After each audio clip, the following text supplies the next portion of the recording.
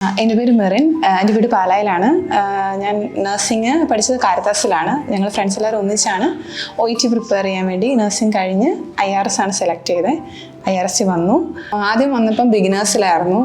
ബിഗിനേഴ്സിന് ഞങ്ങൾക്ക് പറഞ്ഞു തരുമോ അതായത് റീഡിങ് എങ്ങനെ ചെയ്യണം, ലിസണിങ് എങ്ങനെ കേൾക്കണം, അങ്ങനെ കാര്യങ്ങളൊക്കെ പറഞ്ഞു തന്നു. അതായത് റീഡിങ് ആണെങ്കിൽ സ്കിമ്മിങ്, സ്കാനിങ് ഒക്കെ എന്താണ്, അങ്ങനെ കുറേ കാര്യങ്ങൾ ഡീറ്റെയിൽ ആയിട്ട് ഇങ്ങനെ ക്ലാസ് പോലെയായിരുന്നു പോയത്. അപ്പം നമ്മൾ ബാക്കിയുള്ള ഫ്രണ്ട്സിനോടൊക്കെ ചോദിക്കുമ്പോൾ അവർ ഫസ്റ്റ് തന്നെ മൊഡ്യൂൾസ് ഹാൻഡിൽ ചെയ്യാൻ തുടങ്ങി. പിന്നെ എല്ലാവരും പറഞ്ഞു കേട്ടേക്കുന്നത് നമ്മൾ ഒത്തിരി മൊഡ്യൂൾ ചെയ്ത് പ്രാക്ടീസ് ചെയ്താലേ നമുക്ക് നമ്മൾ ശരിക്കും പ്രിപ്പയർ ചെയ്യുന്നുള്ളൂ എന്നുള്ള രീതി, ആ ഒരു മൈൻഡ് സെറ്റിലായിരുന്നു ഞങ്ങൾ. അപ്പം ഞങ്ങൾക്ക് ചെറിയ ടെൻഷൻ ഉണ്ടായിരുന്നു.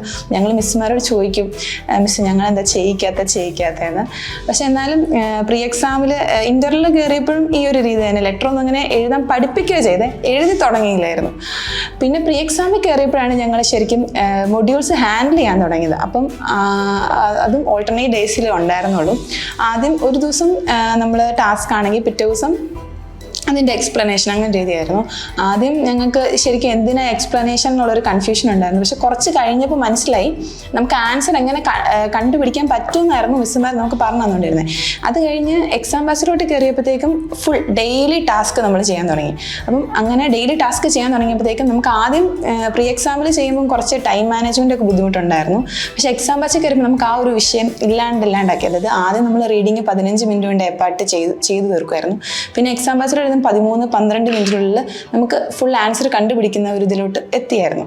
പിന്നെ റീഡിങ്ങിന് ഞങ്ങളെ സാർ എപ്പോഴും പറയുമായിരുന്നു, നിങ്ങൾ മൊഡ്യൂൾസ് പ്രാക്ടീസ് ചെയ്യാതെ കൂടുതലും നോവൽസ്, ന്യൂസ് പേപ്പേഴ്സ് അങ്ങനെ വായിക്കണം എന്ന് പറയുമായിരുന്നു. ഇപ്പോൾ വീട്ടിൽ ചെല്ലുമ്പോഴാണെങ്കിലും റേഡിയോ ഗാർഡൻ കേൾക്കണം. അങ്ങനെ മൊഡ്യൂൾസ് പ്രാക്ടീസ് ചെയ്യാതെ കോമൺ ഇംഗ്ലീഷ് ഹാൻഡിൽ ചെയ്യാൻ പഠിക്കണം എന്ന് പറയുമായിരുന്നു. പക്ഷെ അതിൻ്റെയൊക്കെ ഇമ്പോർട്ടൻസ് എന്താണെന്ന് ശരിക്കും എക്സാം ഹോളിൽ ഇരുന്നപ്പോൾ ഞങ്ങൾക്ക് മനസ്സിലായി. ഞങ്ങൾ വിചാരിച്ച് ഞങ്ങളങ്ങനെ, കാരണം ഞങ്ങൾക്ക് ഇവിടെ ചെയ്യുന്നത് മാത്രമേ മൊഡ്യൂളായിട്ട് ഞങ്ങൾ ചെയ്യാറുള്ളൂ. വീട്ടിൽ ചെല്ലുമ്പോൾ ഞങ്ങൾ അല്ലാതെ മൊഡ്യൂൾസ് ഒന്നും പ്രാക്ടീസ് ചെയ്യാറില്ല. അല്ലാതെ വേറെ ന്യൂസ് പേപ്പർ വായിക്കുക, നോവൽസ് വായിക്കുക. ഇൻസ്റ്റിറ്റ്യൂഷനിൽ വെച്ചാണ് ഞങ്ങൾ മൊഡ്യൂൾസ് ഹാൻഡിൽ ചെയ്തുകൊണ്ടിരുന്നത്. അല്ലെങ്കിൽ ബസ്സിൽ ഞാൻ ഡേ സ്കോളറായിരുന്നു. ബസ്സിൽ പോയിട്ട് വരുമ്പം യൂട്യൂബ് വീഡിയോസ് ഫാസ്റ്റിലിട്ട് കേൾക്കുമായിരുന്നു.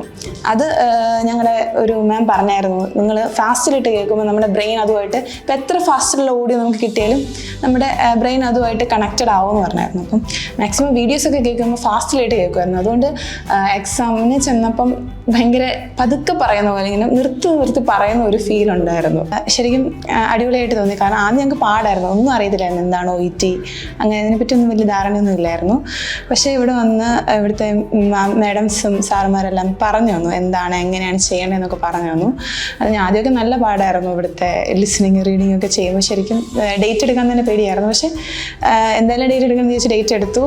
അത് കഴിഞ്ഞ് എക്സാം ബാച്ചിൽ കയറി കഴിഞ്ഞപ്പോൾ ശരിക്കും ആദ്യമൊക്കെ ഇച്ചിരി ടഫായിട്ട് തോന്നിയെങ്കിലും ടീച്ചേഴ്സ് ഒത്തിരി ഹെൽപ്പ് ചെയ്തു.